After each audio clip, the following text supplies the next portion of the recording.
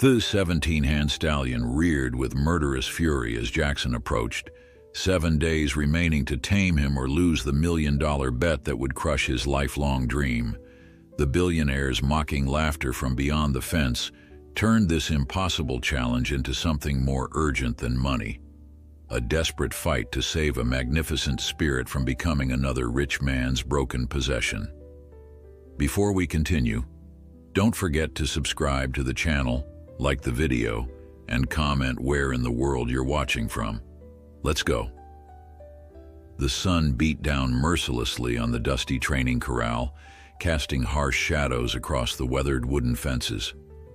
Jackson Miller wiped the sweat from his brow with a calloused hand, his eyes never leaving the magnificent white stallion that paced nervously at the far end of the enclosure. The horse was a sight to behold, nearly 17 hands high with powerful muscles rippling beneath its gleaming coat and a flowing mane that caught the light like spun silver. But it was the fire in those eyes that truly captured Jackson's attention, a wild defiance that spoke of freedom and untamed spirit. "You're wasting your time, old man," called a voice from beyond the fence. Jackson didn't need to turn to know who was speaking. Alexander Blackwood's voice carried the unmistakable tone of wealth and privilege, a man accustomed to being obeyed. The billionaire developer stood at the edge of the corral in an immaculate suit that seemed impervious to the dust and heat, flanked by two similarly dressed associates.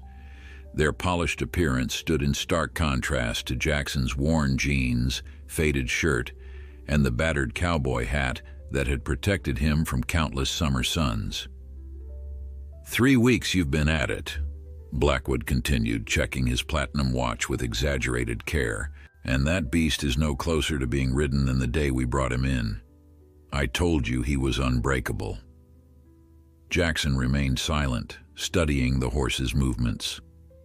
He'd spent 40 years of his life working with troubled horses, from nervous thoroughbreds to rodeo washouts, but this one was different. The locals called him Ghost, a wild stallion that had roamed the mountains for years, evading every attempt at capture until Blackwood's men had finally corralled him using helicopters and a team of wranglers. The methods had been harsh, leaving the horse with a deep distrust of humans that made Jackson's job all the more difficult. "Just admit defeat, Miller," Blackwood called, a hint of mockery in his voice. "I've got plenty of other trainers lined up who claim they can tame him. Younger men with modern methods, the kind that get results." Jackson finally turned to face the businessman, his weathered face impassive. "Our agreement was 1 month, still got a week left." Blackwood's smile didn't reach his eyes. "And our bet stands. $1 million says you can't gentle this horse enough to ride him by sunset next Friday. Money I'll enjoy spending when you fail." The bet had been Blackwood's idea, a way to amuse himself and impress his associates. To him, the stallion was merely a trophy, a living testament to his wealth and power. To Jackson, the horse represented something else entirely, a kindred spirit that deserved understanding rather than subjugation. "We'll see," Jackson replied simply, turning his attention back to Ghost. As Blackwood and his entourage departed in their luxury SUV, kicking up clouds of dust that settled over the ranch, Jackson approached the corral fence. Ghost watched him warily, nostrils flaring, muscles tensed for flight. "Just you and me now, boy," Jackson murmured. "No audience, no pressure, just truth between us." The stallion tossed his head, pawing at the ground. Jackson had spent 3 weeks establishing the basics, allowing Ghost to grow accustomed to his presence, to understand that not all humans brought pain and fear. Progress had been painfully slow, each small victory offset by setbacks that sometimes erased days of careful work. As the afternoon light began to soften, Jackson entered the corral with deliberate, unhurried movements. Ghost retreated to the far corner, eyes rolling, but did not charge or bolt frantically as he had during those first days. Jackson considered this a small victory. "That's right," he said quietly. "I'm not your enemy. He walked to the center of the corral and simply stood there, his body language open and non-threatening. Minutes stretched into an hour as man and horse engaged in a silent dialogue of presence and patience. Eventually, Jackson sat down in the dirt, removing his hat and setting it beside him. He began to speak in a low, steady voice about nothing in particular: the weather, the distant mountains, the stars that would soon appear. As the sun dipped below the horizon, painting the sky in shades of orange and purple, Ghost's curiosity seemed to overcome his fear. The stallion took a tentative step forward, then another. Jackson continued his one-sided conversation, never making direct eye contact, allowing the horse to approach on his own terms. When Ghost was within 15 feet, he stopped, head held high, evaluating the man before him. Jackson slowly reached into his pocket and produced an apple, which he placed on the ground before sliding it halfway toward the horse. Then he resumed his seated position, waiting. The ranch had grown quiet as the day shift workers headed home. The only sounds were the soft nickering of horses in the distant stable, the rustle of a light breeze through the cottonwoods, and the occasional call of a nighthawk beginning its evening hunt. In this peaceful moment, Ghost lowered his head and cautiously approached the apple, stretching his neck to its full length to snatch the fruit while keeping his body as far from Jackson as possible. "Good boy," Jackson whispered as the stallion crunched the apple. "There's more where that came from." When the apple was gone, Ghost remained, regarding Jackson with wary curiosity rather than blind fear. The old trainer felt a warmth spread through his chest that had nothing to do with the lingering heat of the day. It wasn't submission he sought from this magnificent creature, but partnership, the kind that could only be built on mutual respect. As darkness fell over the ranch, Jackson rose slowly to his feet. Ghost backed away several steps but didn't flee to the far side of the corral. Another small victory. "See you tomorrow, Ghost," Jackson said softly, retrieving his hat and making his way out of the enclosure. In his small cabin at the edge of the property, Jackson heated a simple dinner and ate it at his worn kitchen table, his mind still with the white stallion. Blackwood's $1 million bet meant little to him. He had never been motivated by money. What drove him was the challenge, the connection, the moment when a horse's fear transformed into trust. He had seen it happen hundreds of times throughout his career, but with Ghost, the stakes felt higher, more personal. Perhaps it was because Jackson saw himself in the stallion's defiance, the same stubborn independence that had defined his own life. Or perhaps it was because he knew what awaited Ghost if he failed.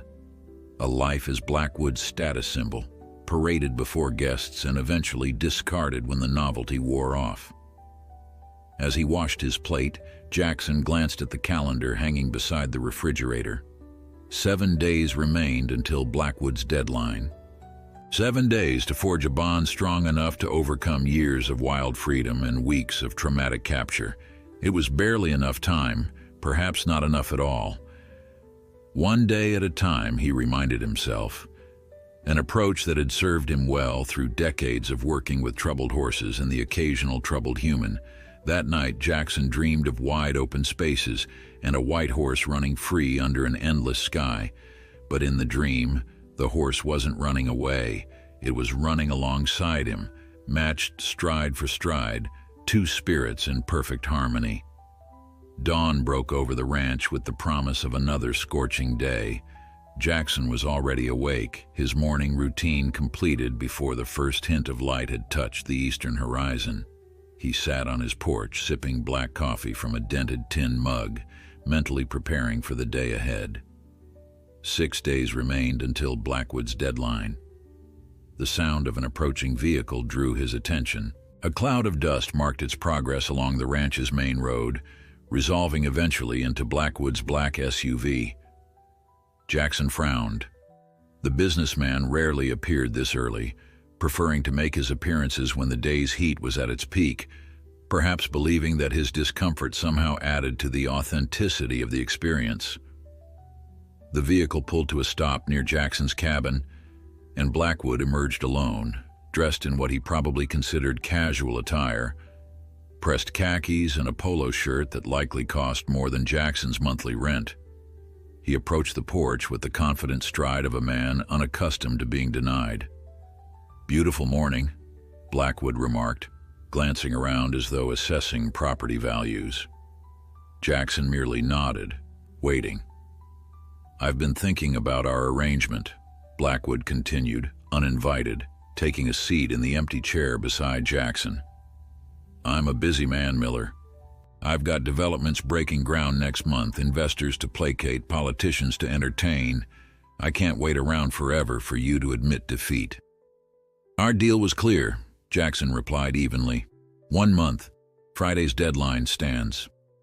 Blackwood smiled, the expression never reaching his eyes. "That's why I'm here. I'm sweetening the pot. $2 million if you can ride that beast by tomorrow night." Jackson raised an eyebrow. "And if I can't? Then you pack your things and leave immediately. No waiting until Friday. I bring in my new trainer and we all move on with our lives." The offer hung in the air between them. Jackson considered it carefully, understanding the strategy behind it. Blackwood wasn't offering the extra $1 million out of generosity. He was betting that Jackson would rush the process, push too hard, too fast, and ultimately fail. With Ghost, that approach would be disastrous. "Not interested," Jackson said finally. Blackwood's smile faltered. "Excuse me? I said I'm not interested. We had a deal. I'll stick to it." The businessman stood, unable to hide his irritation. "You're a stubborn old fool, Miller. That horse can't be tamed in 6 days. Hell, I'm starting to think it can't be tamed at all. That's why I bought him. Some things aren't meant to be broken." Jackson met his gaze steadily. "Maybe that's where we disagree. I'm not trying to break him." Blackwood shook his head as he walked back to his vehicle. "Friday at sunset, then. I'll bring champagne for myself and a box for your belongings." As the SUV disappeared back down the road, Jackson finished his coffee in thoughtful silence. Blackwood's impatience was revealing. Perhaps he had other plans for Ghost, plans that required Jackson's failure. Whatever the case, the trainer knew his approach couldn't be rushed. Trust couldn't be forced or fabricated. It had to be earned, moment by patient moment. At the corral, Ghost greeted Jackson with less wariness than the previous day. The stallion still maintained his distance but watched with intelligent eyes as Jackson entered with a bucket of fresh apples. Instead of tossing one toward the horse as he had before, Jackson simply placed the bucket in the center of the enclosure and stepped back, leaning against the fence. "Your choice, boy," he said quietly. "I'll be right here." 20 minutes passed in companionable silence. Finally, Ghost's curiosity overcame his caution. He approached the bucket with delicate steps, ears flicking forward and back, monitoring Jackson's position. The trainer remained motionless, his breathing steady, his posture relaxed. Ghost reached the bucket, and after a cautious sniff, took an apple between his teeth. As he crunched, Jackson began to speak in the same low, soothing tone he'd used the previous evening, sharing observations about the weather, the distant mountains, the red-tailed hawk circling overhead. The sound of his voice seemed to comfort the stallion, who remained by the bucket for a second apple. Jackson smiled to himself. It was a small victory, but in horse training, progress was measured in such moments. The foundation of trust was being built, one apple at a time. As the morning heat intensified, Jackson introduced a new element. From his pocket, he produced a soft brush and held it where Ghost could see it. The stallion's muscles tensed, his ears pinned back in warning. "Easy, boy," Jackson murmured. "Not going to hurt you." He demonstrated by brushing his own arm gently, then set the brush on the ground halfway between himself and the horse. Ghost snorted, pawing at the dirt, but his curiosity was evident. Jackson returned to the fence, giving the stallion space to investigate on his own terms. It took nearly an hour. But eventually Ghost approached the brush, sniffing it cautiously. When he determined it wasn't a threat, he knocked it over with his nose, then startled at the movement, before settling again. "Smart boy," Jackson said with approval. "Nothing to fear." By midday, Jackson had managed to move the brush within a few feet of Ghost's flank, though he hadn't yet attempted to touch the horse. That would come later, when the foundation was stronger. For now, it was enough that Ghost tolerated his proximity, understood that Jackson's presence didn't mean pain or confinement. As the sun reached its zenith, casting harsh shadows across the corral, the sound of vehicles approaching disrupted the quiet progress of the morning. 3 SUVs pulled up near the training area, and Blackwood emerged from the lead vehicle, accompanied by a group of men and women in business attire. Jackson recognized several local politicians among them, as well as the owner of the largest car dealership in the county. "Don't mind us," Blackwood called, gesturing for his guests to gather at the fence. "Just wanted to show my friends the famous Ghost. And your, progress, of course." Jackson suppressed a flash of irritation. Ghost had already tensed at the arrival of strangers, moving to the far side of the corral, his posture alert and defensive. The morning's progress was in danger of being undone by Blackwood's theatrics. "This isn't a good time," Jackson called back, keeping his voice measured to avoid further alarming the horse. Blackwood spread his hands in a gesture of false apology. "We won't be long, just a quick tour of the property. I'm considering expanding the operation once I take over. Maybe a resort. These hills have excellent views."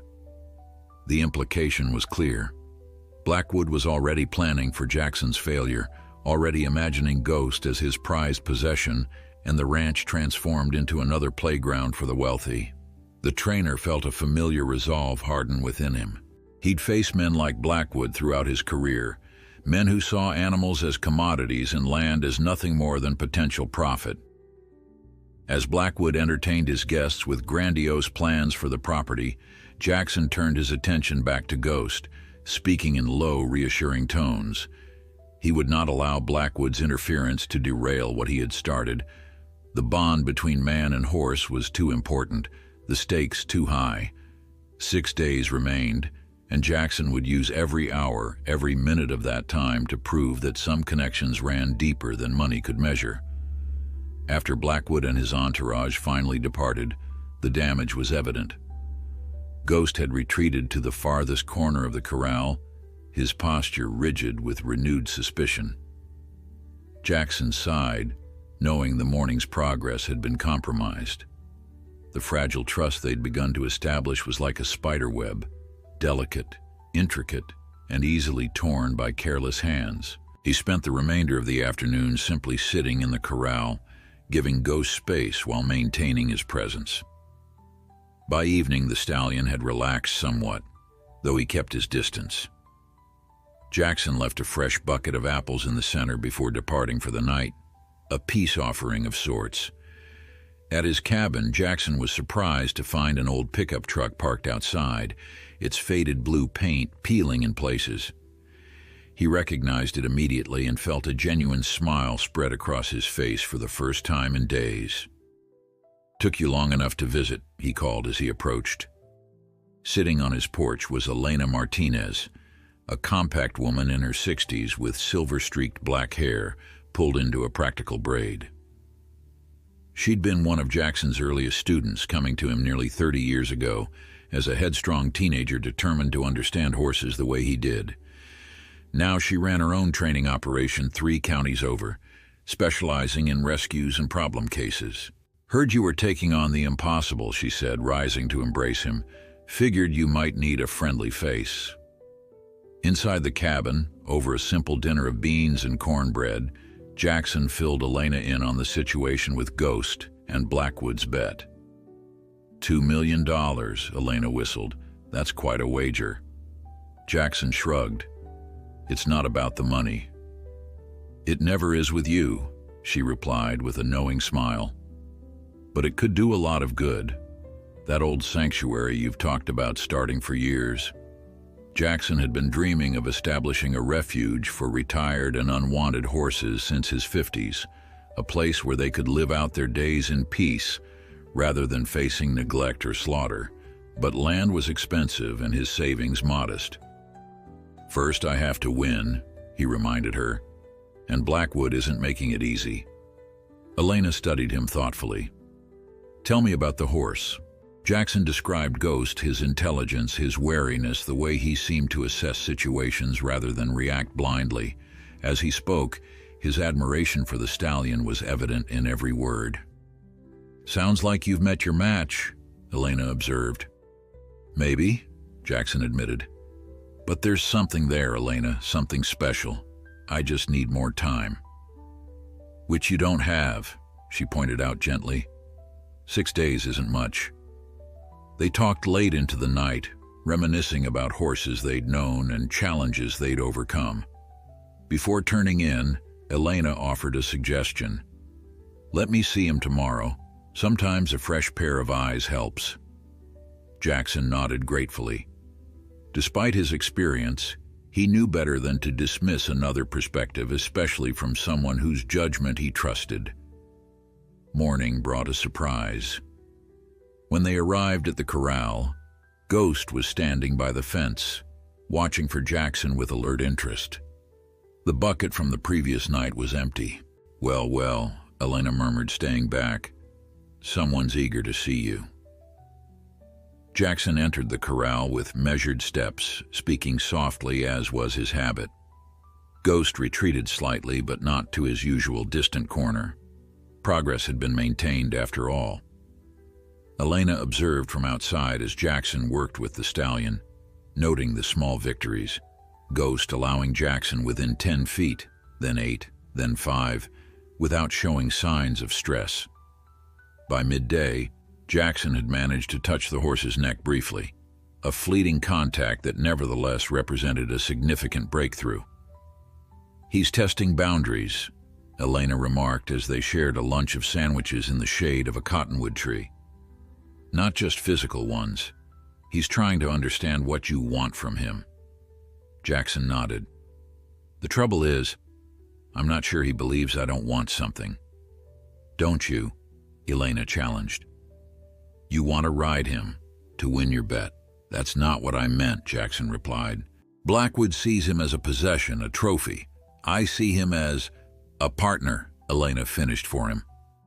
They returned to the corral for the afternoon session. Following Elena's suggestion, Jackson introduced a long-handled brush, allowing him to make contact without crowding Ghost's space. The stallion was wary at first, but gradually accepted the gentle grooming, especially when Jackson found an itchy spot behind his ear that made the horse lean into the touch. "That's it," Jackson murmured. "We understand each other." By late afternoon, Ghost was allowing Jackson to move around him with the brush, grooming his neck, shoulders, and back.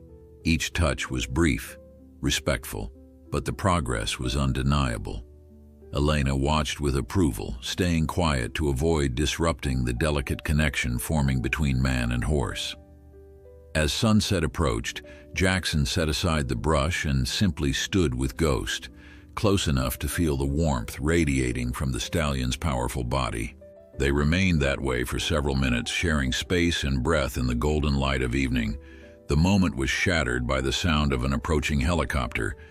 Ghost immediately tensed, his eyes wild with sudden fear. Jackson recognized the trigger. Helicopters had been used in Ghost's capture, the sound associated with trauma and terror. "Easy, boy," he soothed, but it was too late. The helicopter appeared over the ridge, circling low over the ranch, and Ghost bolted to the far side of the corral, trembling and snorting in panic. Jackson exited quickly, joining Elena by the fence as they watched the helicopter land near the main house. Blackwood emerged, accompanied by a camera crew, their equipment glinting in the setting sun. "What the hell is this?" Jackson demanded as Blackwood approached, his casual smile belying the calculation in his eyes. "Just documenting the process," Blackwood replied innocently. I'm thinking of turning this whole experience into a reality show. Taming the ghost, catchy, isn't it? The network loves the concept. Jackson felt a cold anger settle in his chest. We had an agreement, no interference. Blackwood spread his hands. No interference with your methods, Miller. We never discussed documentation. The public loves an underdog story, even when the underdog is destined to fail. Elena stepped forward, her expression fierce despite her small stature. This is harassment, Blackwood. You're deliberately sabotaging Jackson's work. And you are? Blackwood asked dismissively. Someone who knows enough about horse training to recognize what you're doing, she replied, unfazed by his attitude. That helicopter just undid hours of progress. Blackwood glanced at the corral where Ghost continued to pace nervously. Seems to me a truly gentle horse wouldn't be bothered by a little noise. Perhaps Miller isn't as skilled as his reputation suggests. Jackson placed a restraining hand on Elena's shoulder as she opened her mouth to deliver what would undoubtedly be a scathing reply. The agreement stands, Jackson said firmly. I have 5 more days. If you want to film, you do it from the ground, at a distance, and with my approval. Blackwood studied him for a moment, then nodded with exaggerated graciousness. Fair enough. We'll start tomorrow.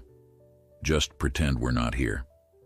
As Blackwood returned to his crew, Elena turned to Jackson, concern etched across her features. He's trying to make you fail. Jackson watched Ghost, still pacing anxiously in the corral, the day's progress largely undone. I know, but he's underestimating 2 things. What's that? Jackson's weathered face hardened with resolve. How stubborn I can be, and how smart that horse is. The helicopter departed as darkness fell, but its effect lingered. Ghost remained agitated, unwilling to approach even when Jackson returned to the corral with fresh apples. The trust they had built would need to be reconstructed, and time was running short. 5 days remained until Blackwood's deadline. 5 days to transform fear into trust, wildness into partnership. As Jackson walked back to his cabin under a canopy of stars, he felt the weight of the challenge ahead. But somewhere beneath the concern, a quiet certainty had taken root, a belief in the connection he'd glimpsed with Ghost, tenuous but real. Dawn arrived with a heavy fog that shrouded the corral in ghostly white, matching the stallion that paced within it. Jackson stood by the fence, 2 steaming mugs in hand, as Elena joined him. They watched in silence as Ghost moved restlessly through the mist, still agitated from the previous day's helicopter intrusion. Back to square one? Elena asked, accepting a mug. Jackson shook his head. Not quite. He's unsettled, but not as fearful as when we first started. The foundation's still there, just buried a bit. They sipped their coffee as the sun began burning through the fog, revealing Ghost in his full splendor, mane flowing, muscles rippling beneath his white coat as he trotted the perimeter of the enclosure. He's magnificent, Elena murmured. No wonder Blackwood wants him. He'd be the perfect living statue for that marble lobby of his. The thought of Ghost reduced to an ornament for Blackwood's ego strengthened Jackson's resolve. He handed his mug to Elena and entered the corral, carrying nothing but an apple in his pocket. Ghost immediately stopped pacing and watched him, nostrils flared, ears pricked forward. Morning, Ghost, Jackson said softly, moving to the center of the space. New day ahead of us. Instead of approaching the stallion, Jackson simply sat cross-legged in the dirt, removed his hat and placed it beside him, recreating the scene from their first breakthrough. He extracted the apple from his pocket, set it on the ground before him, and then closed his eyes. Elena watched, understanding his strategy. By making himself vulnerable, Jackson was communicating to Ghost that he posed no threat. By closing his eyes, he was demonstrating trust, inviting the stallion to reciprocate. Minutes passed in stillness. The only sounds were the distant lowing of cattle and the soft whicker of horses in the stable. Finally, the nearly imperceptible sound of hooves on dirt indicated movement. Elena held her breath as Ghost cautiously approached Jackson, drawn by curiosity and the memory of previous positive interactions. The stallion stopped several feet away, stretching his neck to its full length to sniff at Jackson without coming too close. Jackson remained motionless, eyes still closed, his breathing deep and even. After what seemed an eternity, Ghost took another step forward, then another, until he was close enough to snuffle at the apple. As Ghost took the fruit, Jackson slowly opened his eyes, careful not to make direct eye contact. "There you are," he murmured. "Still friends after all." The moment was interrupted by the sound of vehicles approaching. Ghost's head shot up, but he didn't bolt to the far side of the corral, a small victory amid the setback. Blackwood's SUV led a small convoy that included a van marked with a television network logo. "Right on cue," Elena muttered, stepping forward to intercept the newcomers as Jackson remained seated, maintaining the fragile connection with Ghost. Blackwood emerged first, his usual immaculate self despite the early hour, followed by a production team carrying cameras and sound equipment. A woman with a tablet and an earpiece approached Elena. "Morning. I'm Sarah Winters, executive producer. We need to set up around the corral for optimal coverage." Elena stood her ground. "You'll need to keep your distance. The horse is sensitive to strangers and equipment." Sarah glanced at her tablet. "Mr. Blackwood assured us we'd have full access. We're on a tight schedule here." "Mr. Blackwood doesn't understand horse training," Elena replied firmly. "If you want footage of actual progress rather than a spooked animal, you'll follow our guidelines." A tense negotiation followed, with Blackwood eventually intervening. After much back and forth, a compromise was reached. The crew could set up cameras on tripods at a distance, but no handheld equipment or personnel would approach the corral directly. Throughout this exchange, Jackson remained in the center of the corral, seemingly oblivious to the commotion, but acutely aware of Ghost's reactions. The stallion had retreated somewhat, but remained within 20 feet of Jackson, watching the activity beyond the fence with wary curiosity. When the cameras were finally positioned, their operators retreated to a monitoring station set up in the shade of a nearby tree. The silence that followed was a welcome relief. "You can film," Jackson called to them without shifting his position. "But I'll be working at Ghost's pace, not yours. Don't expect fireworks." The morning unfolded slowly, a deliberate dance of patience and persistence. Jackson gradually reestablished the connection that had been disrupted, moving from sitting to standing, from distance to proximity, all while respecting Ghost's boundaries. By midday, he was once again able to approach within touching distance, though he didn't immediately attempt contact. During a lunch break, while Ghost rested in the shade of the corral's single tree, Elena brought sandwiches to Jackson at the fence. "You're making progress despite them," she noted, nodding toward the film crew reviewing their morning footage with obvious disappointment. Jackson took a long drink of water before responding. "They want drama. Horse training is about the opposite. Calm, consistency, small victories." "Not exactly reality TV material," Elena agreed. "My first mentor used to say that good training is boring to watch but beautiful to experience," Jackson said, a rare smile softening his weathered features.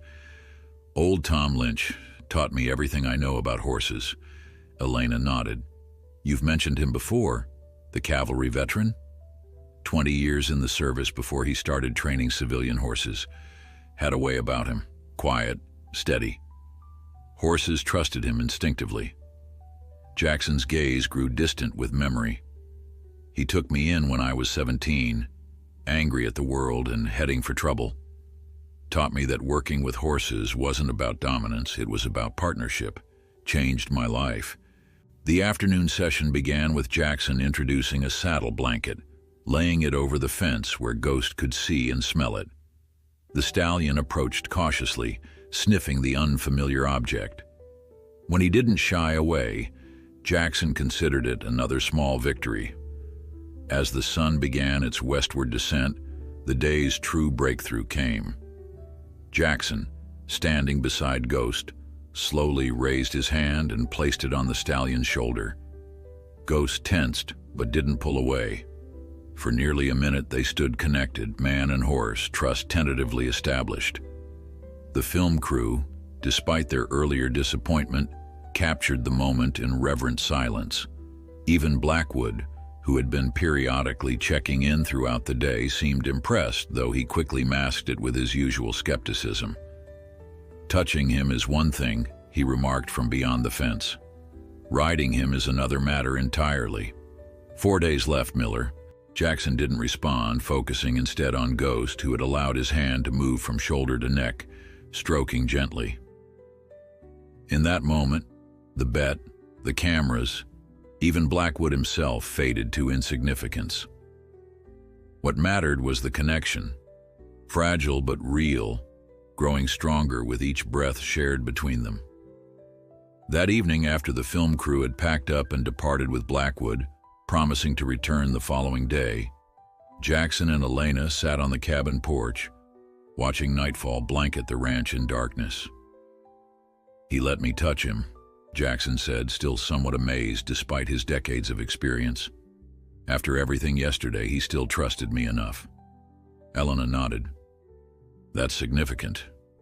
But Blackwood's right about one thing: there's a big difference between touching and riding." Jackson gazed up at the emerging stars. "I know, but we've established the foundation. Now we build on it." 4 days, Elena reminded him gently. 4 days, Jackson echoed, his voice carrying a mix of determination and concern. The challenge ahead remained daunting, but for the first time since accepting Blackwood's bet, he felt a glimmer of genuine hope. Ghost had shown him something today, a willingness to trust despite fear, to connect despite trauma. It was a gift Jackson wouldn't take lightly. The third day dawned clear and cool, a temporary respite from the summer heat. Jackson was at the corral before sunrise, observing Ghost in the soft pre-dawn light. The stallion acknowledged his presence with a gentle nicker, moving toward the fence where Jackson stood, a far cry from the wary distance he had maintained just days before. "Today's a big day," Jackson said softly, offering an apple from his palm. Ghost took it delicately, his lips brushing Jackson's hand. This simple acceptance of food directly from his hand represented significant progress, a trust that would have seemed impossible a week ago. Elena joined him as the sun crested the eastern hills, casting long shadows across the ranch. "Sleep well?" Jackson nodded, though the truth was more complicated. He'd spent much of the night planning today's crucial next steps. With just 3 days remaining until Blackwood's deadline, they needed to progress from touch to saddle, from trust to partnership. "I brought this," Elena said, revealing a lightweight training saddle she'd retrieved from her truck. "Figured it might be less intimidating than your old roping saddle." Jackson examined it with approval. The saddle was well worn but meticulously maintained, its leather supple and smooth, the stirrups removed to eliminate any unfamiliar flapping or noise. "Perfect. Let's start with the blanket again, then introduce this gradually." They entered the corral together, moving with the deliberate calm that Ghost had come to associate with safety. The stallion watched them curiously, maintaining a respectful distance but showing none of the fear that had characterized their early interactions. Jackson began by re-establishing yesterday's connection, running his hands along Ghost's neck and shoulders while speaking in the low, steady voice that seemed to soothe the horse. Elena observed, offering occasional suggestions, but mostly allowing Jackson to work in the rhythm he'd established with Ghost. When the stallion was relaxed, Jackson nodded to Elena, who approached with the saddle blanket. Ghost tensed momentarily but remained still as Jackson took the blanket and held it for him to inspect. The stallion sniffed it thoroughly, then allowed Jackson to rub it gently against his side. "Good boy," Jackson murmured. "Nothing to fear." The sound of approaching vehicles signaled the arrival of Blackwood and his film crew. Ghost's ears flicked toward the noise, but his attention remained primarily on Jackson. Another small victory. This time, the crew set up their equipment with minimal fuss, following the guidelines established the previous day. Blackwood emerged from his vehicle looking somewhat less polished than usual, his expression tense as he checked his phone repeatedly. "Problems?" Elena asked when he approached the fence. Blackwood pocketed his phone with visible irritation. "Market fluctuations. Nothing your employer needs to worry about." But Jackson, attuned to reading body language in both horses and humans, sensed that Blackwood's concerns ran deeper than temporary financial setbacks. The businessman was on edge, his usual arrogant composure fractured by something beyond their interaction. Focusing on the task at hand, Jackson gradually introduced the saddle blanket to Ghost's back, laying it gently across him and removing it several times until the stallion accepted it without tension. By mid-morning, Ghost was comfortable enough with the blanket that Jackson felt ready to attempt the next step. Elena brought the saddle into the corral, moving slowly and staying within Ghost's line of sight. The stallion watched with interest rather than fear, his intelligence evident in the attentive way he observed this new object. "Let him see everything," Jackson instructed, taking the saddle and holding it where Ghost could examine it from all angles. "No surprises." The process was methodical, letting Ghost smell the saddle, touch it with his nose, feel its weight briefly against his side. Jackson narrated each step in the same calm voice he'd used throughout their training, establishing a pattern of explanation, followed by gentle action that seemed to reassure the stallion. From beyond the fence, Blackwood watched with growing unease. The rapport between Jackson and Ghost was undeniable, their connection strengthening visibly with each passing hour. When his phone buzzed again, he stepped away to take the call, his conversation hushed, but clearly agitated. By early afternoon, Ghost was allowing Jackson to place the saddle on his back for brief periods, though without cinching it. The stallion would tense initially, then relax as he realized the saddle posed no threat.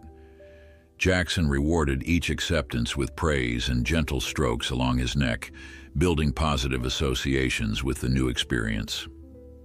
During a water break, Blackwood approached Jackson at the fence, his earlier irritation now masked by forced casualness. "Impressive progress, Miller. Almost makes me wonder if you secretly worked with this horse before our bet." Jackson raised an eyebrow. "You know that's not true."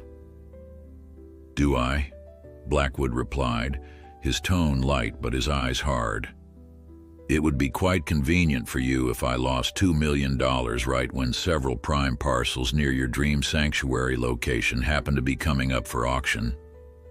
The implication hung in the air between them. Jackson set down his water bottle, turning to face Blackwood fully. "I don't cheat, Blackwood, never have, never will, and I don't appreciate the suggestion." Blackwood held his gaze for a long moment before glancing away, a tight smile forming. "Just making conversation. Carry on with your miracle work." As Blackwood returned to the monitoring station, Elena moved closer to Jackson.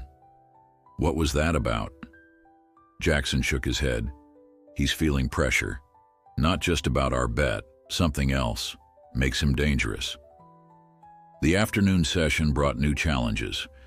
Jackson began gently tightening the saddle's girth, just enough for Ghost to feel the unfamiliar pressure around his belly.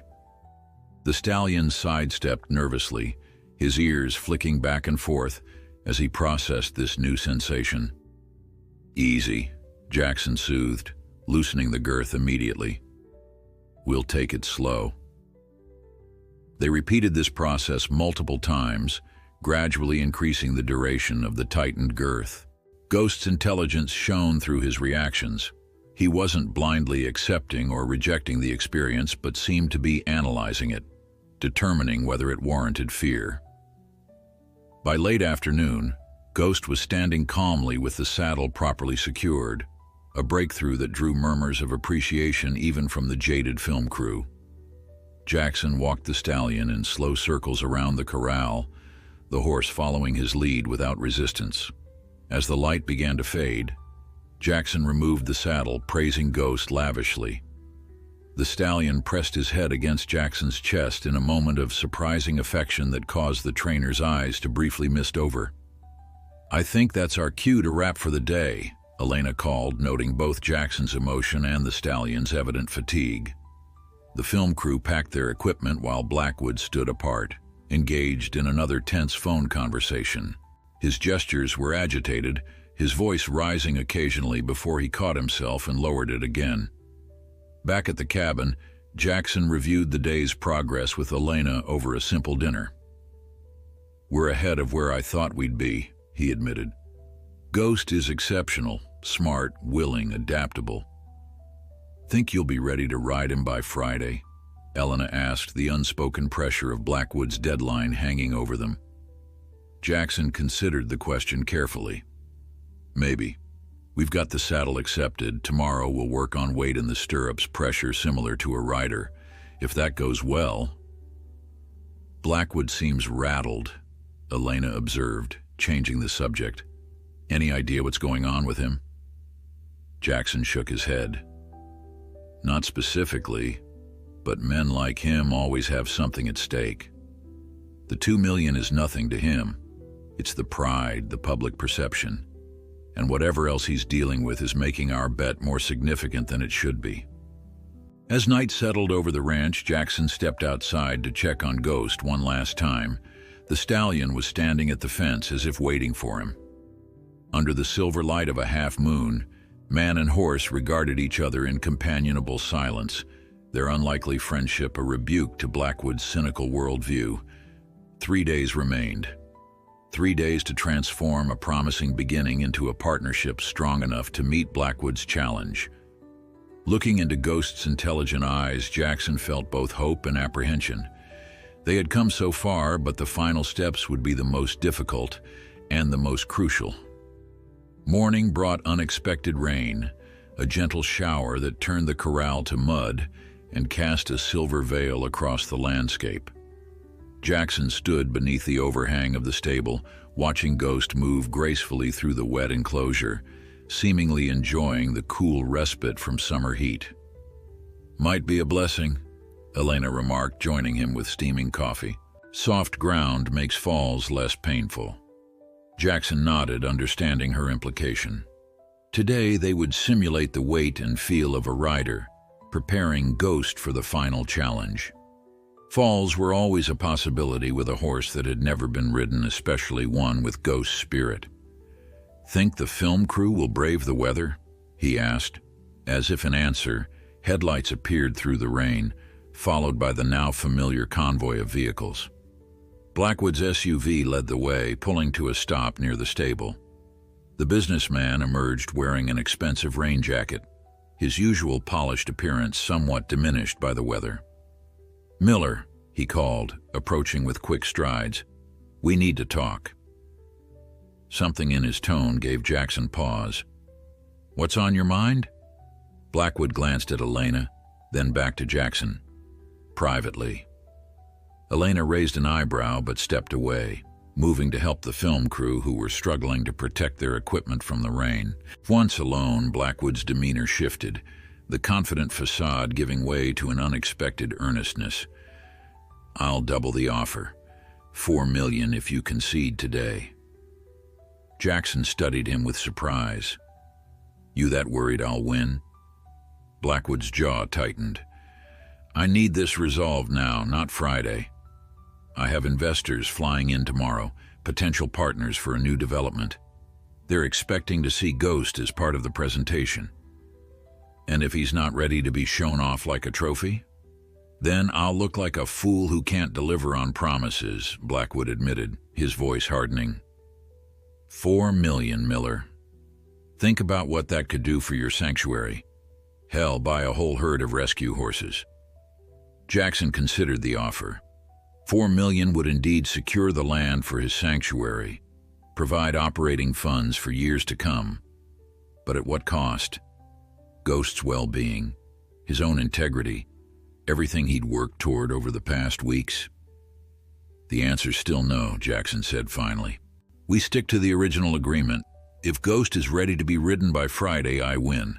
If not, you do. Blackwood's expression darkened. You're making a mistake. Wouldn't be my first, Jackson replied evenly. The businessman turned away, then paused. You know, my grandfather had a saying about stubborn old men and lost causes, said they were drawn to each other like moths to flame. His voice took on an edge of genuine curiosity.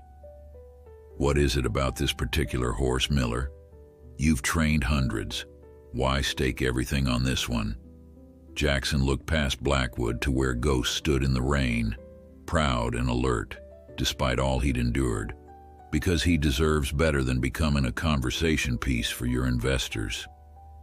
Blackwood shook his head, a humorless smile playing at his lips. We'll see who's right on Friday. He walked away, calling to the film crew to set up despite the weather. When Elena returned, she found Jackson preparing the training saddle, his expression thoughtful. What did he want? To buy me off. Offered $4 million. Elena let out a low whistle. That's a serious increase. Must really be worried about losing. Jackson nodded. He's got investors coming tomorrow, promised them a show with Ghost. Of course he did, Elena muttered. Always putting the cart before the horse, literally. Despite the rain, they proceeded with the day's training. Ghost had accepted the saddle, but the weight and movement of a rider would be entirely different. They began with Elena placing gentle pressure on the stirrups while Jackson held Ghost's lead, speaking soothingly to him. The stallion tensed at first, sidling nervously as the saddle shifted slightly under the new pressure. Jackson maintained a steady dialogue, keeping Ghost focused on his voice rather than his apprehension. That's it, he murmured. Nothing to fear. Just a little weight, nothing more. Gradually, Ghost accepted the pressure, standing calmly as Elena leaned more of her weight into the stirrups. The film crew captured the process from their sheltered positions, their cameras protected by plastic coverings, as rain continued to fall in a gentle rhythm. By midday, they had progressed to Elena bouncing lightly in the stirrups, simulating the movement a rider would make. Ghost handled this new challenge with remarkable composure, his intelligence evident in the way he analyzed each new sensation before deciding how to respond. He's a natural, Elena remarked during a break, watching Ghost graze peacefully despite the saddle on his back. Most wild horses fight the saddle for days, sometimes weeks. Jackson nodded, pride evident in his eyes. He understands we're not trying to break his spirit. We're inviting him to partner with us. The afternoon brought a new challenge. With the rain tapering to a fine mist, Jackson decided it was time for Elena to attempt mounting Ghost properly. They would start with her simply sitting in the saddle for a few seconds, then dismounting immediately, gradually increasing the duration if Ghost remained calm. You sure about this? Elena asked, knowing the risks involved. A horse experiencing a rider for the first time could react unpredictably, even violently. Jackson checked the saddle girth once more, then nodded. He's ready, and you're the lightest between us. They positioned Ghost in the center of the corral, with Jackson at his head, speaking in the same soothing tones that had become familiar to the stallion. Elena approached slowly from the left side, placing her foot in the stirrup while keeping her weight grounded. Easy, boy, Jackson murmured as Ghost tensed slightly. She's a friend, nothing to fear. With deliberate slowness, Elena raised herself up, hovering briefly beside Ghost before gently lowering herself into the saddle.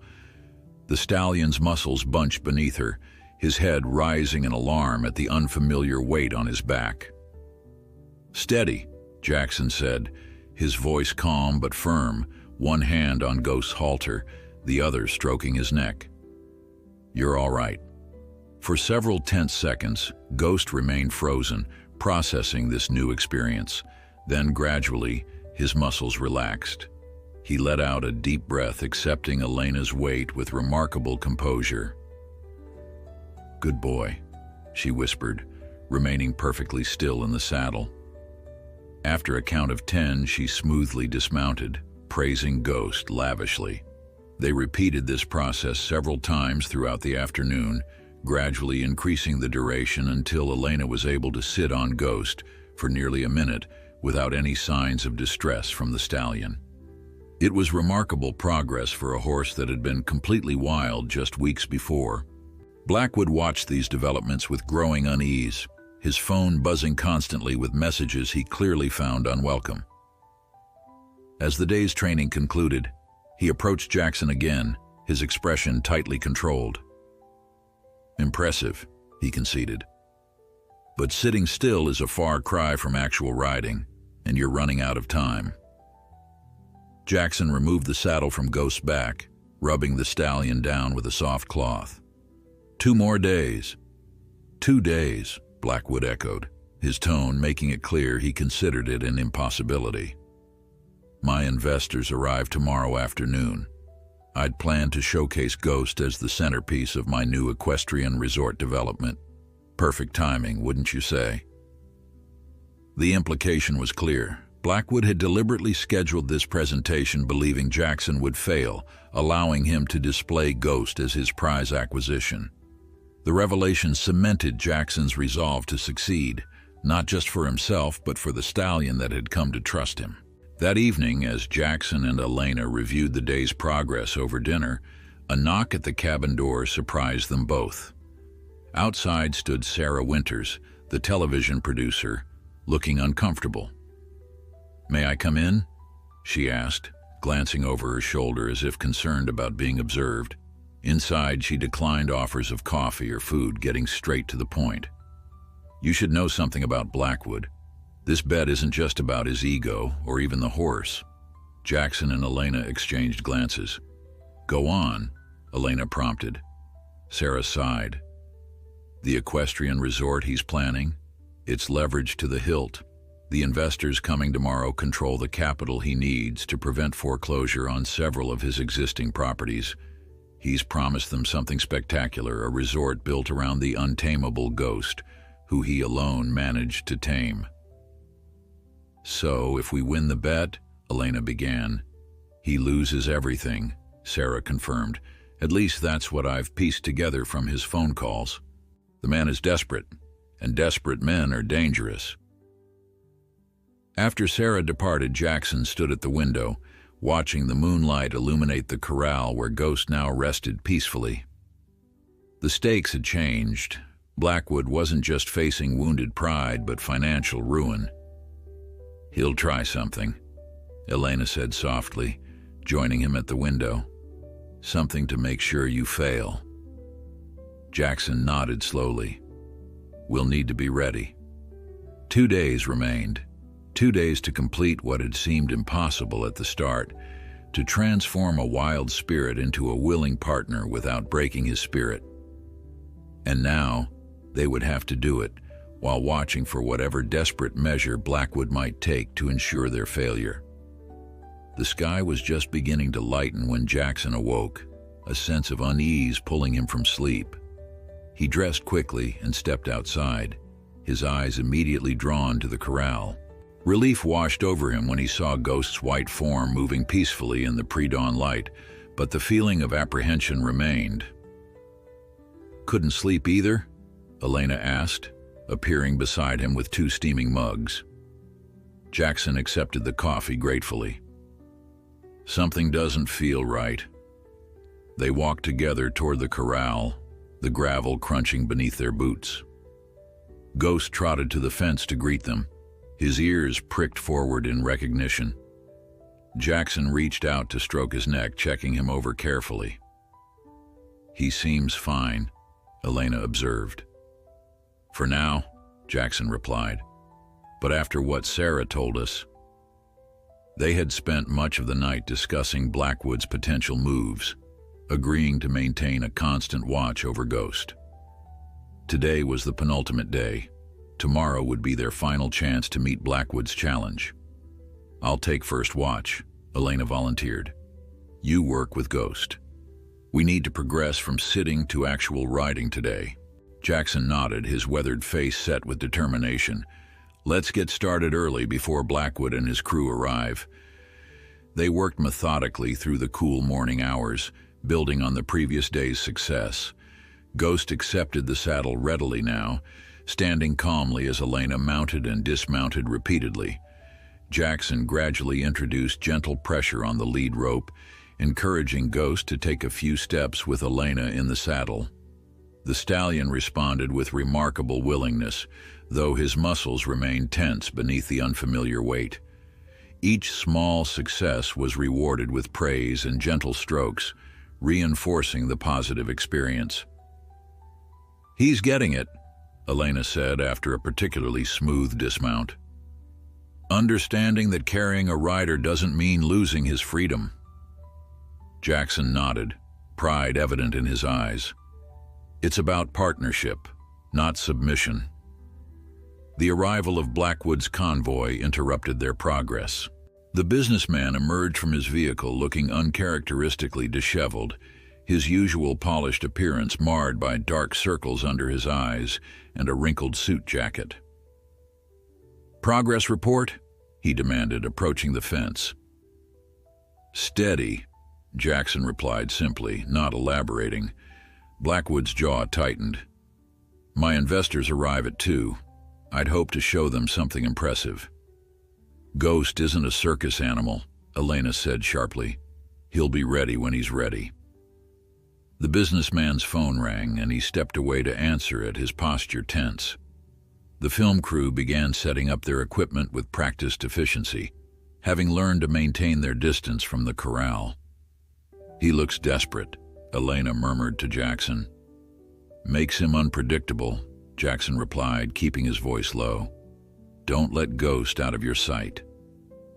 They continued their work, now under the scrutiny of cameras and Blackwood's increasingly agitated presence. Ghost, sensitive to the changing atmosphere, grew more alert but maintained his trust in Jackson and Elena, responding to their calm guidance. By midday, they had progressed to Elena riding Ghost in slow circles within the corral, Jackson leading him with a long rope. The stallion moved cautiously but without resistance, accepting this new partnership with remarkable grace. "Impressive," Sarah Winters admitted, approaching Jackson during a break. "I didn't think it was possible." Jackson watched Ghost grazing peacefully despite the saddle still on his back. "Most things are possible with patience and respect." "Speaking of which," Sarah lowered her voice, "Blackwood's investors just landed, private jet. They'll be here soon." As if on cue, Blackwood appeared at Jackson's side. "We need to talk, now." They moved away from the others, stopping beneath the shade of a cottonwood tree. Blackwood's expression was grim, his usual arrogance replaced by barely contained panic.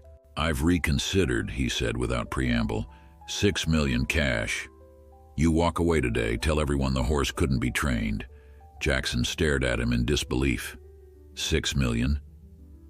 "It's a fair offer," Blackwood insisted, his eyes darting toward the road. "More than fair. Think about your sanctuary. Think about all the good you could do." For a moment, Jackson wavered.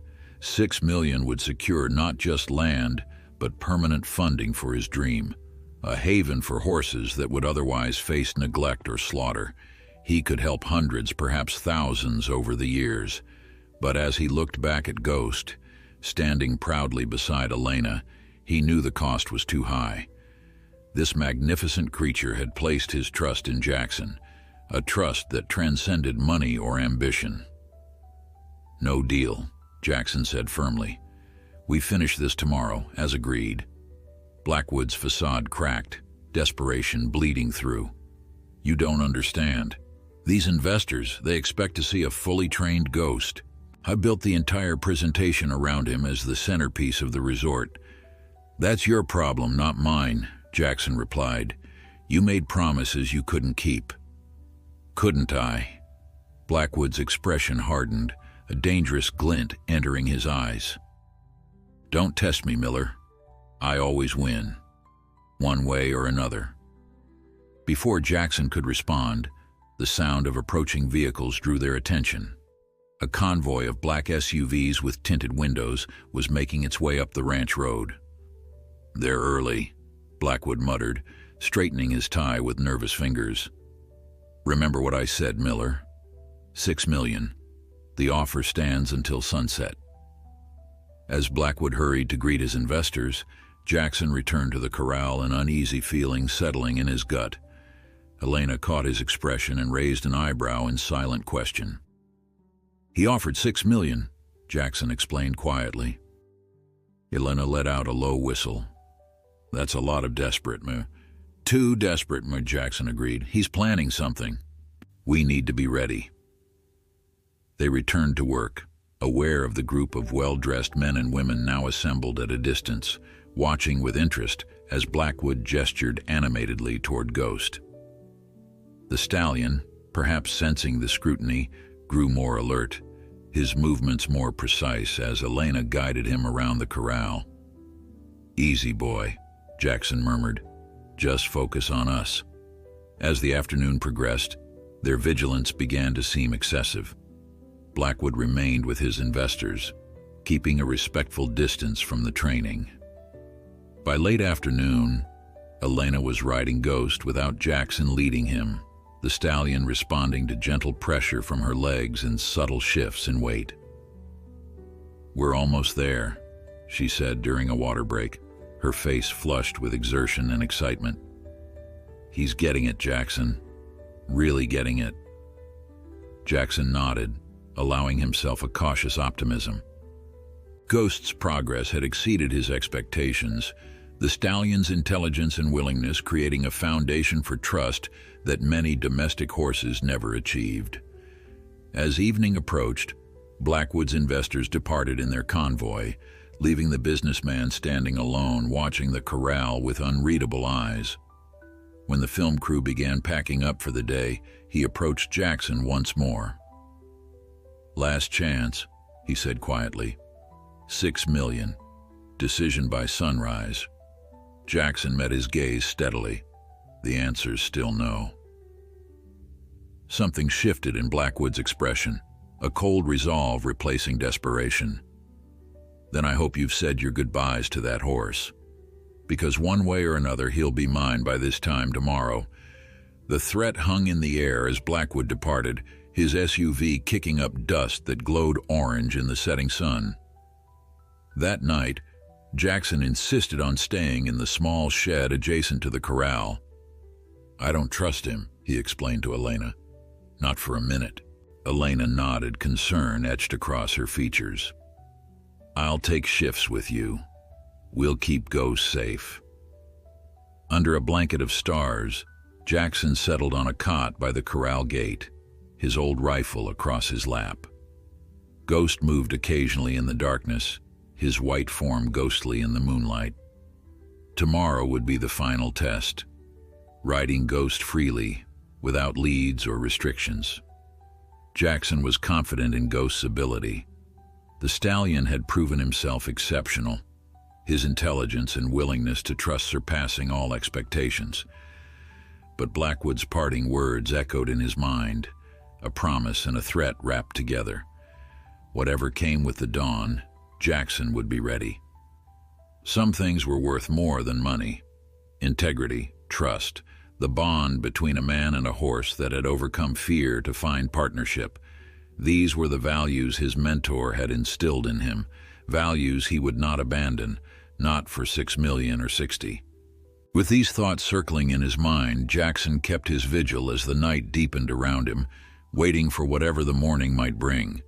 Jackson jerked awake before dawn, his hand automatically tightening on the rifle across his lap. Something had disturbed his light sleep, a sound, a movement, a presence. He listened intently, his eyes scanning the dim outline of the corral. Ghost stood alert at the far end, his white form visible in the pre-dawn gloom, head raised and ears pricked forward. Moving silently, Jackson stepped outside the shed, every sense heightened. The ranch was quiet, too quiet. Even the night insects had fallen silent. He circled the corral slowly, rifle ready, looking for any sign of disturbance. Nothing seemed amiss, yet the feeling of wrongness persisted. Ghost whickered softly as Jackson approached, moving to the fence to greet him. The stallion seemed unharmed but restless, as if he too sensed something out of place. Jackson ran his hands over Ghost's neck and shoulders, speaking quietly to reassure both the horse and himself. Elena appeared from the direction of the cabin, her quick strides betraying her concern. "Anything wrong?" "Not sure," Jackson admitted, "but something doesn't feel right."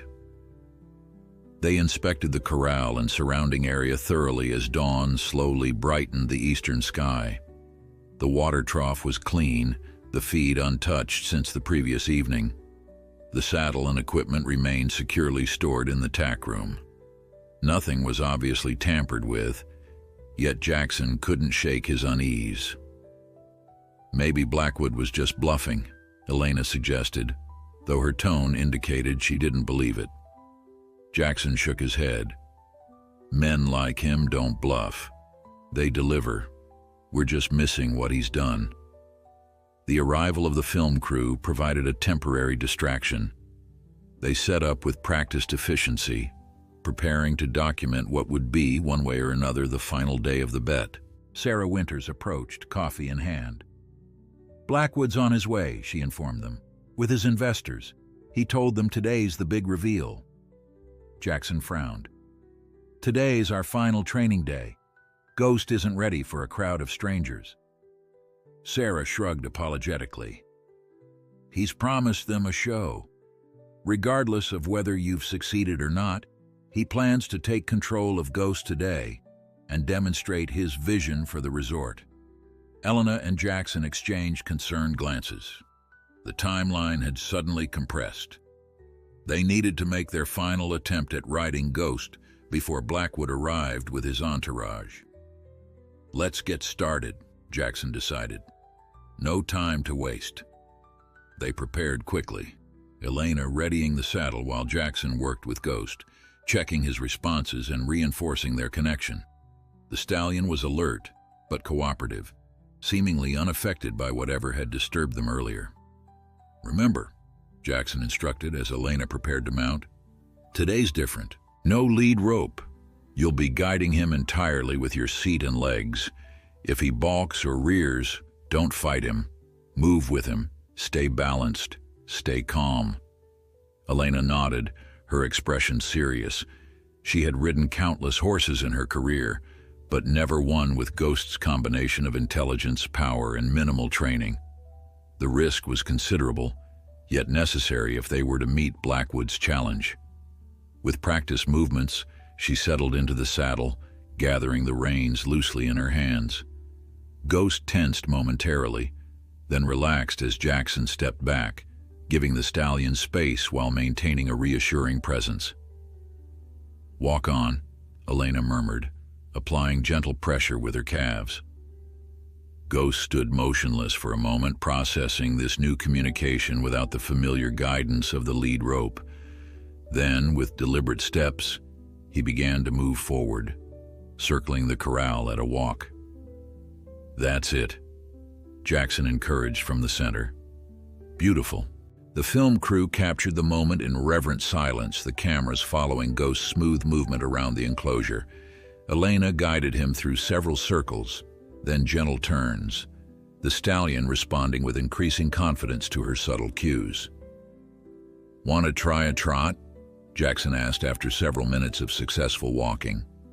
Elena nodded, shifting her weight slightly and increasing the pressure of her legs. Ghost responded immediately, transitioning to a smooth trot that showcased his natural athleticism. His ears remained pricked forward, his attention focused on Elena's guidance. Jackson felt a surge of pride as he watched them circle the corral. Ghost was accepting the partnership, working with Elena rather than against her. It was everything he had hoped for, proof that trust could accomplish what force never could. The sound of approaching vehicles broke the moment's perfection. Blackwood's convoy appeared on the ranch road, dust billowing behind the line of black SUVs. "Perfect timing," Elena muttered, bringing Ghost back to a walk. Jackson moved to the gate, preparing to intercept Blackwood before he could disrupt their progress. But as the vehicles drew closer, Ghost suddenly tensed, his head rising sharply, nostrils flaring. "What is it, boy?" Elena asked, feeling the change in his posture. Ghost snorted, his ears pinned back in sudden agitation, his muscles bunched beneath her, his attention now fixed on the approaching convoy. "Something's wrong," Jackson called, moving back toward them. "Bring him to a stop if you can." Before Elena could respond, Ghost let out a shrill whinny and began to sidestep nervously, his previous calm evaporating. Elena maintained her seat, speaking soothingly, but the stallion's agitation was escalating rapidly. "Jackson," she called, concern evident in her voice. "Something's setting him off." The convoy pulled to a stop near the corral, and Blackwood emerged from the lead vehicle. Behind him came his investors, men and women in business attire, clearly expecting a show, but Jackson's attention was drawn to the last vehicle in line, a horse trailer. Realization dawned as a handler opened the trailer door, revealing a bay mare inside. Ghost's reaction intensified immediately, his movements becoming more erratic as he caught the mare's scent. "He's brought a mare in season," Jackson said, anger rising in his chest. "That's his play." Elena fought to control Ghost as the stallion began to prance sideways, his focus entirely on the mare. His primal instincts, dormant during their training, surged to the forefront, overwhelming the tenuous trust they had established.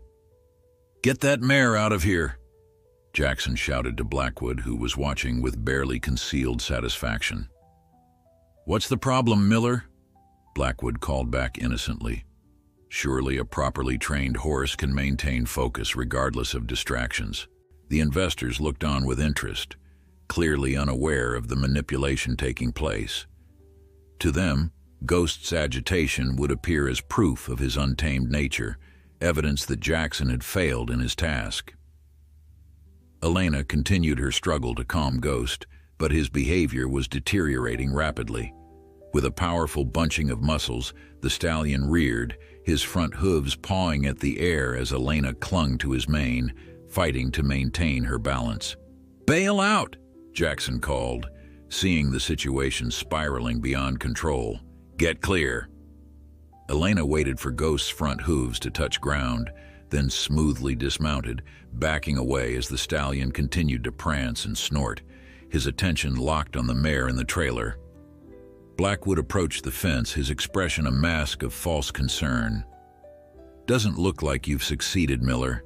That horse is as wild as the day we brought him in." Jackson ignored him, moving slowly toward Ghost, speaking in low, steady tones despite the fury building inside him. This was a deliberate sabotage, timed perfectly to humiliate him before Blackwood's investors and ensure his failure. Ghost continued to prance nervously, but his ears flicked toward Jackson's voice, recognition battling with instinct. Jackson maintained his approach, never raising his voice, never showing the anger he felt toward Blackwood. "It's all right, boy," he murmured. "I understand." When he was within a few feet of the stallion, Jackson stopped, allowing Ghost to decide whether to close the distance. For several tense seconds, the horse remained torn between his hormonal response to the mare and his developing trust in Jackson. Then, with a soft whicker, Ghost lowered his head and stepped toward Jackson, pushing his muzzle against the trainer's chest. It was a small gesture but profound, choosing connection over instinct even if momentarily. "That's my boy," Jackson said softly, stroking Ghost's neck. "We'll figure this out." Blackwood's voice cut through the moment. Touching, truly. But the fact remains, you can't ride him. The bet ends at sunset, Miller. Looks like I win. Jackson turned to face Blackwood, his expression hard. "The day's not over yet." "Might as well be," Blackwood replied with a dismissive wave. My investors need to see Ghost in action as the centerpiece of the resort. Since you've failed to deliver a rideable horse, I'll have my own trainer take over. Martinez, he called to the handler by the trailer, bring in Diego. A second man emerged from one of the SUVs, muscular, with the hard eyes of someone who viewed horses as objects to be conquered rather than partners to be earned.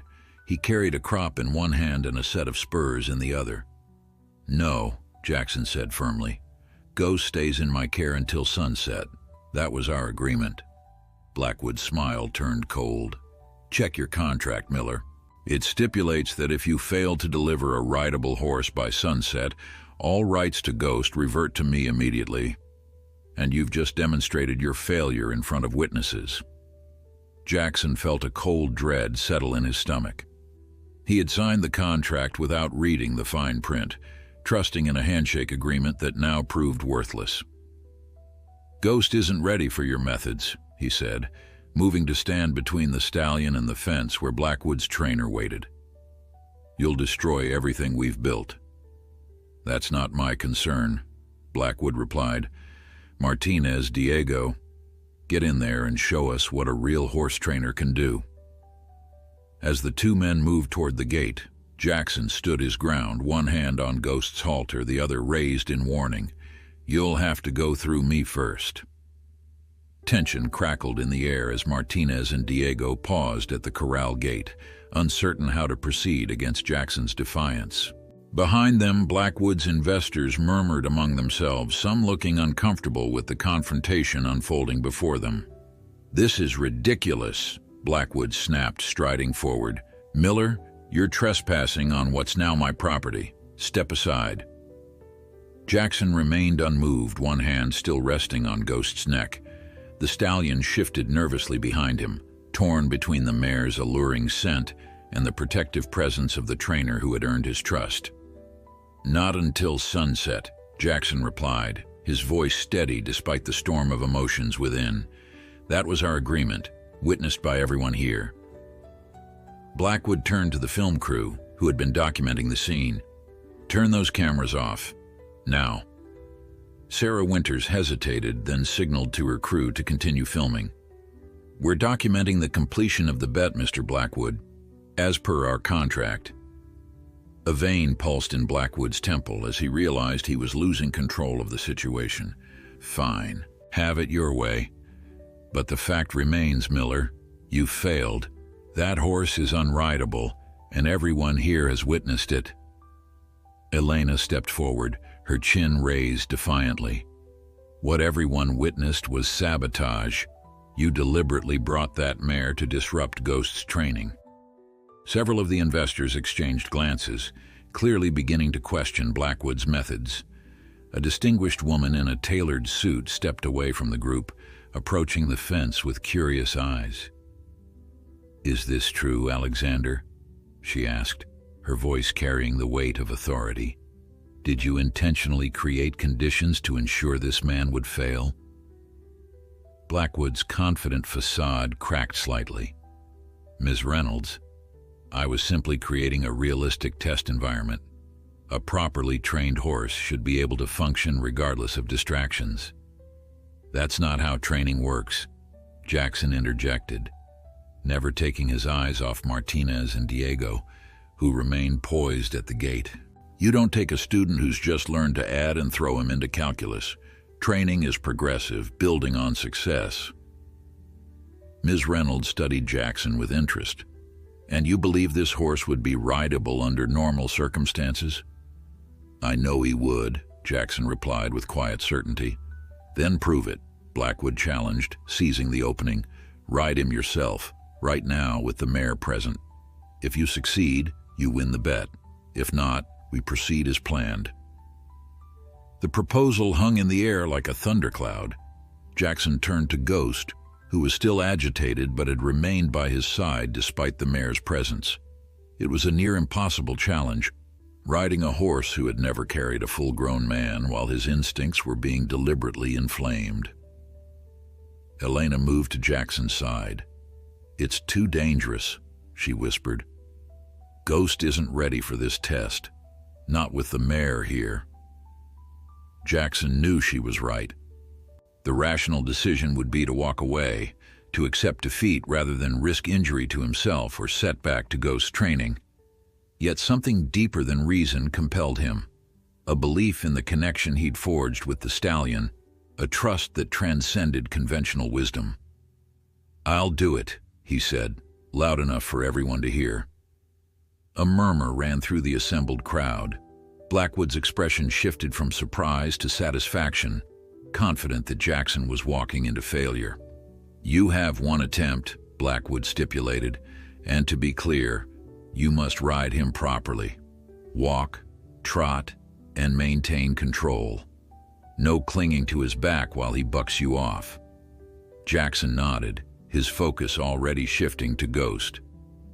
He began speaking to the stallion in the same low, steady voice he'd used throughout their training, reminding him of the trust they'd built, the partnership they'd formed. Helena brought the saddle, helping Jackson prepare Ghost with the same methodical care they'd shown throughout the training process. The stallion remained agitated, his attention constantly drawn to the mare in the trailer, but he allowed the familiar routine of saddling without resistance. "Remember Tom's words," Helena said quietly as she tightened the girth. "A horse doesn't care how much you know until he knows how much you care." Jackson smiled faintly, grateful for the reminder of his mentor's wisdom. When Ghost was ready, he moved to the stallion's left side, placing one foot in the stirrup while maintaining eye contact with the horse. "It's just you and me now, boy," he murmured. "Partners." With a smooth motion born of decades in the saddle, Jackson swung himself up and settled gently onto Ghost's back. The stallion tensed immediately, his powerful body coiling like a spring beneath the unfamiliar weight of a full-grown man. For a breathless moment, the entire ranch seemed suspended in time. Then Ghost snorted and sidled nervously, his muscles bunching as he processed this new development. Jackson remained perfectly balanced, moving with the horse rather than against him, his body language communicating calm confidence. "Walk on," he encouraged softly, applying the gentlest pressure with his legs. Ghost hesitated, caught between instinct and training. The mare whinnied from the trailer, and the stallion's head jerked up, his focus torn. Jackson waited patiently, neither forcing nor retreating, simply being present with Ghost in his moment of decision. Then, to the astonishment of the onlookers, Ghost took a step forward, then another. With deliberate care, the stallion began walking around the corral, carrying Jackson with the same willing partnership he had shown with Helena earlier. "That's it, boy," Jackson encouraged, his voice steady despite the elation building in his chest. "We've got this." They completed one circuit of the corral at a walk, Ghost becoming visibly more comfortable with each step. When Jackson asked for a trot, the stallion responded with only a moment's hesitation, transitioning smoothly into the faster gait. The investors were watching with undisguised admiration now, several of them whispering animatedly to each other. Blackwood's expression had darkened, his plan unraveling before his eyes. "The mare," he snapped to his handler. "Bring her closer." Before anyone could object, Martinez led the mare from the trailer to the fence of the corral. The effect was immediate. Ghost's head came up sharply, his attention riveted to the mare. He began to prance sideways, his smooth trot deteriorating into agitated movement. "Easy, boy," Jackson soothed. But the stallion's instincts were powerful, overwhelming the tentative trust they had established. With a sudden surge of energy, Ghost leapt forward into a canter, then reared up on his hind legs, front hooves pawing at the air. The moment perfectly matched Blackwood's vision of wild, untamable spirit, Ghost magnificent in his power, silhouetted against the morning sky.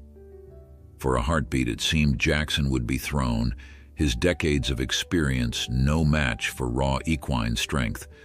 But Jackson moved with Ghost rather than against him, his body balanced perfectly as the stallion reared. When Ghost's front hooves returned to earth, Jackson was still seated, his hand gently stroking the stallion's neck in reassurance rather than punishment. "I know, boy," he said, his voice carrying in the sudden silence. "It's confusing, but I'm still here, still with you." Ghost trembled beneath him, torn between biological imperative and the partnership they had built. Jackson didn't force or demand. He simply continued to communicate with quiet confidence, asking Ghost to choose. For several tense seconds, the stallion remained frozen, his muscles quivering with indecision. Then, with a deep snort that seemed to release his tension, Ghost lowered his head and began to walk again, choosing trust over instinct. A spontaneous round of applause broke out among the investors as Jackson guided Ghost in a smooth circle. Then a figure eight, demonstrating clear control and partnership despite the mayor's presence. "Enough!" Blackwood shouted, his face flushed with anger. "This proves nothing. The horse is clearly unstable, unsafe for our purposes." Ms. Reynolds turned to him with a cool stare. "On the contrary, Alexander, it proves everything. This trainer has accomplished exactly what you claimed was impossible, establishing a partnership based on trust rather than force." She glanced at her watch. "And unless I'm mistaken, he's done it before your deadline." Other investors nodded in agreement, their expressions making it clear that Blackwood's position was weakening by the moment. One of them, a silver-haired man with an air of authority, stepped forward. "I've seen enough," he announced. "The training methods demonstrated here are precisely what would set our resort apart: ethical, respectful horsemanship that honors these magnificent animals rather than breaking their spirit." He turned to Jackson, who had brought Ghost to a gentle halt in the center of the corral. "Mr. Miller, would you consider a position as head trainer for our new equestrian center? We find ourselves suddenly in need of someone with your philosophy and expertise." The implication was clear. Blackwood was being sidelined in his own development. His face drained of color as he realized the magnitude of his miscalculation. "This is outrageous," he sputtered. "I brought you here. This is my project, my vision." "A vision that apparently included deception and cruelty," Ms. Reynolds replied coolly, "not qualities we look for in our business partners." As the investors clustered around Jackson, congratulating him and discussing possibilities for the future, Blackwood stood alone, his empire crumbling around him. The bet that had been meant to cement his success had instead exposed the hollowness of his values. Jackson dismounted carefully, giving Ghost a final pat of appreciation. The stallion, sensing the shift in energy, stood calmly beside him, no longer distracted by the mayor's presence. In that moment of shared triumph, the connection between them was palpable, a partnership forged through patience, respect, and mutual trust. Elena approached, her eyes bright with unshed tears of pride. "You did it," she said simply. "Both of you." Jackson nodded, his weathered face creasing in a rare, full smile. "He chose trust," he replied quietly. "That's the real victory." As the sun climbed higher in the sky, marking the dawn of a new day for the ranch, for Ghost, and for Jackson himself, the old trainer felt a sense of completion that went beyond winning a bet. He had honored his mentor's legacy, demonstrated the power of partnership over domination, and perhaps most importantly, given a magnificent spirit the freedom to choose his own path. The future stretched before them, full of possibilities that neither could have imagined just weeks before. Whatever came next, they would face it together, not as master and servant, but as partners in the truest sense of the word.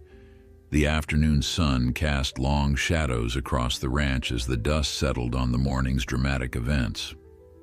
Jackson sat on the porch of his cabin, a cup of coffee cooling beside him as he watched Ghost grazing peacefully in the distance.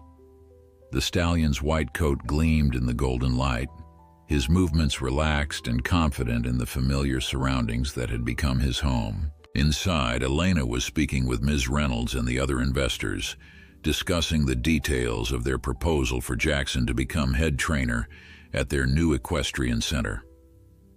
The sound of their animated conversation drifted through the open window, but Jackson was content to remain outside, processing the whirlwind of changes that had transformed his life in a matter of hours. Blackwood had departed shortly after his humiliating defeat, his usual swagger replaced by tightly controlled fury as he realized the extent of his miscalculation. The man who had arrived at the ranch so confident in his power, now left with his empire crumbling, his investors having seen through the facade to the hollow values beneath. "Contracts are being drawn up," Elena announced, stepping onto the porch. "They're serious about this, Jackson. They want to create something special, a place where horses are treated with respect, not as commodities." Jackson nodded, his eyes still on Ghost. "And Blackwood? Out of the picture. They've bought him out completely." Elena settled into the chair beside him.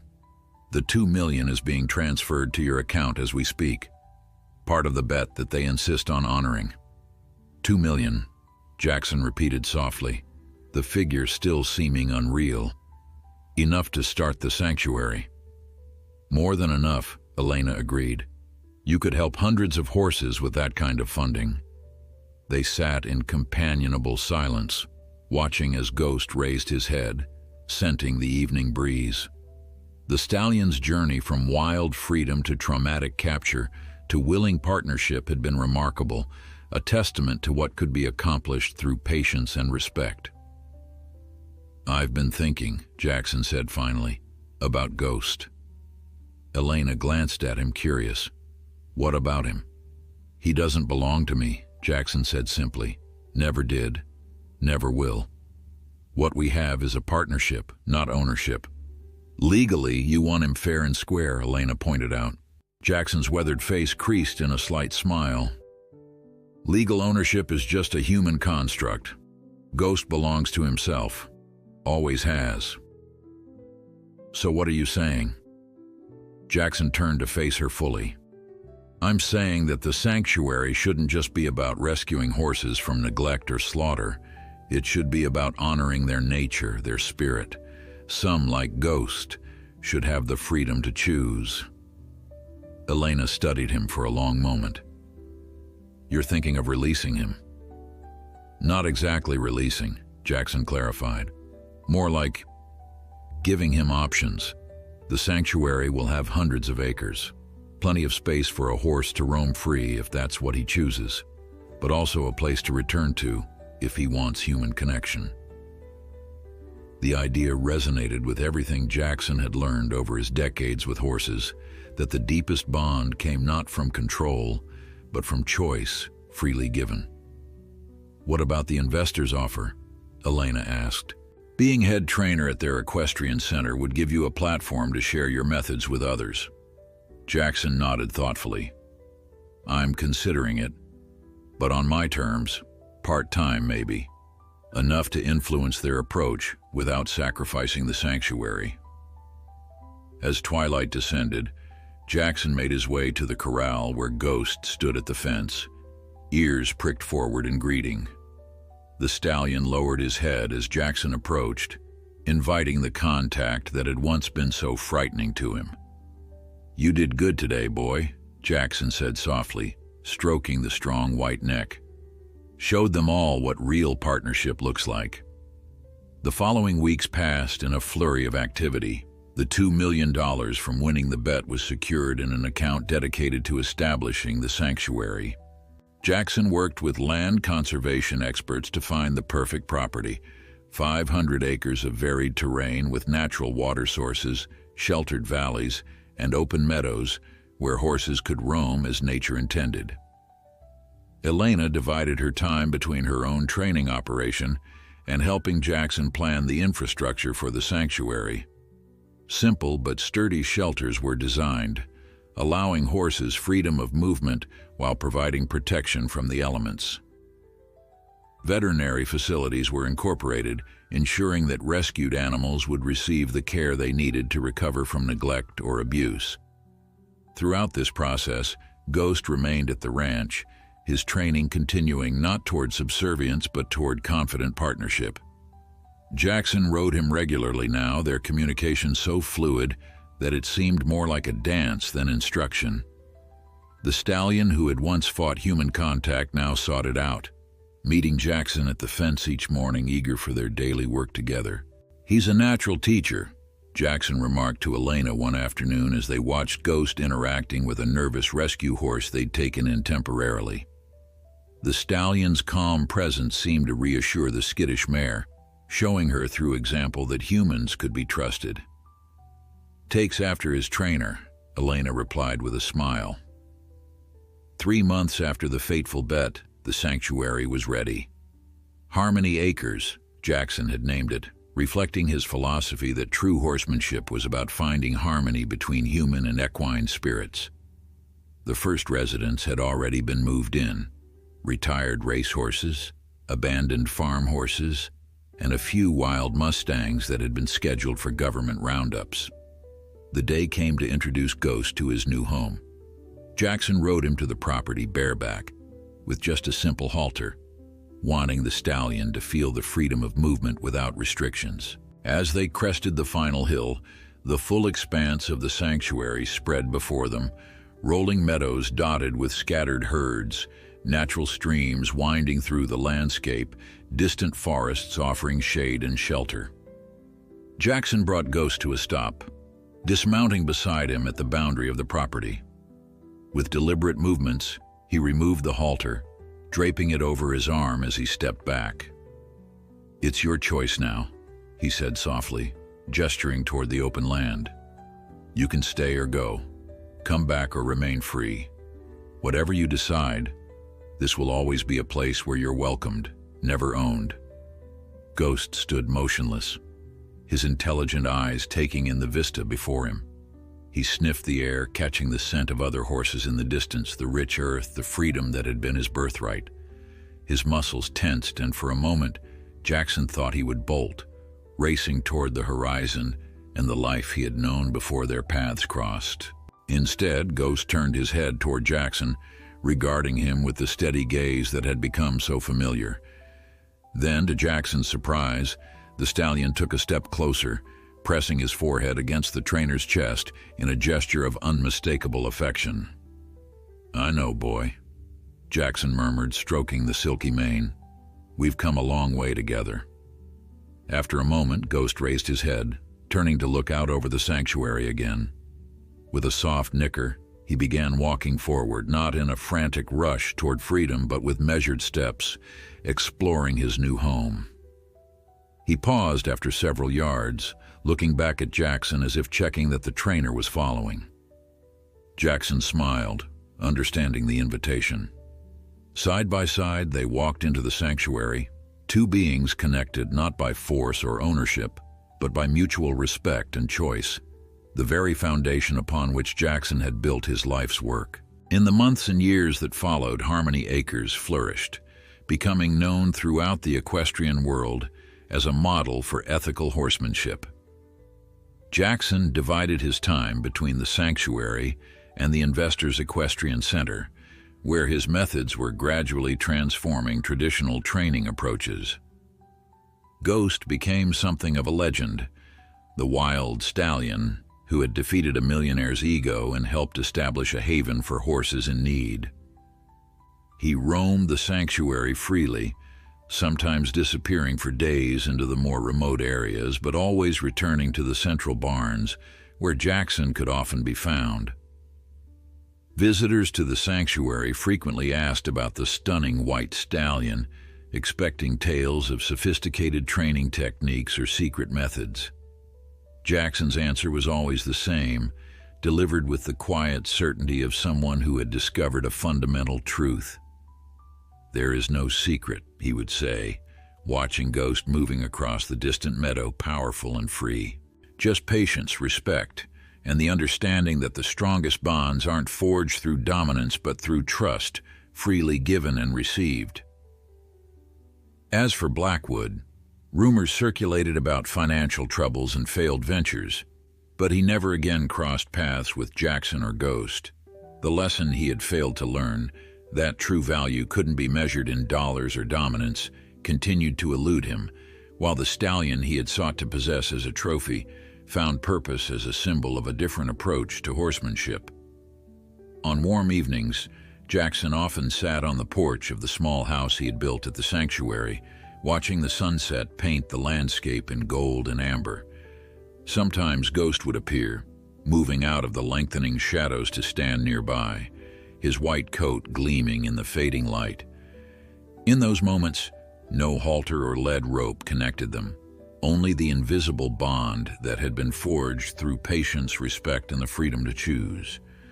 It was, Jackson reflected, everything his old mentor Tom Lynch had tried to teach him all those years ago, that the true measure of horsemanship wasn't in the breaking of spirit, but in the building of trust. That the most meaningful victories weren't marked by dominance but by partnership, and that sometimes the greatest gift you could offer another being, whether human or horse, was simply the freedom to choose its own path. Ghost had chosen to stay, not as a possession, but as a companion. And in that choice lay the most profound victory of all.